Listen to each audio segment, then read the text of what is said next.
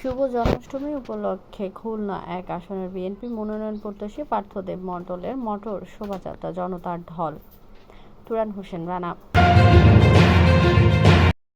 শুভ জন্মাষ্টমী উপলক্ষে খুলনা এক আসনে নিজ সংসদীয় এলাকায় মোটর শোভাযাত্রা করেছেন সাবেক কেন্দ্রীয় ছাত্রদল সহসভাপতি, সাবেক কেন্দ্রীয় যুবদল তথ্য ও গবেষণা বিষয়ক সম্পাদক পার্থদেব মণ্ডল। বটিয়াঘাটা উপজেলার গল্লামারী এলাকা থেকে শুরু করে তিনি মোটর শোভাযাত্রা দাকব উপজেলার চালনা পৌরসভা এলাকায় শেষ করেন। মোটর শোভাযাত্রা বিএনপির অঙ্গ ও সহযোগী সংগঠনের নেতৃবৃন্দরা সহস্রাধিক মোটরসাইকেল নিয়ে স্বতঃস্ফূর্তভাবে অংশগ্রহণ করেন।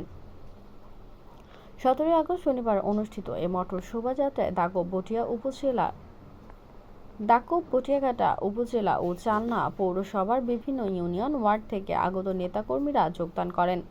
পার্থদেব মণ্ডল বলেন, জন্মাষ্টমী কেবল একটি ধর্মীয় উৎসব নয়, এটি আধ্যাত্মিক জাগরণ।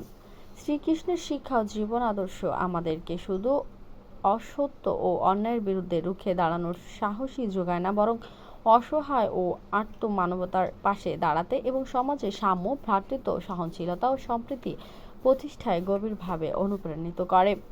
এদেশে আমাদের সবার, এখানে সবার অধিকার সমান, এখানে মানুষে মানুষে কোনো ভেদাভেদ থাকবে না। তিনি আরও বলেন, আগামী রাষ্ট্রনায়ক তারেক রহমানের হাতকে শক্তিশালী করার জন্য এবং অবহেলিত এই দাকব বটিয়াঘাটাকে অর্থনৈতিক স্বয়ংসম্পূর্ণ নির্ভরশীল একটি এলাকায় রূপান্তরিত করার জন্য ধানের শীষ প্রতীকে ভোট দিয়ে বিএনপিকে নির্বাচিত করতে হবে।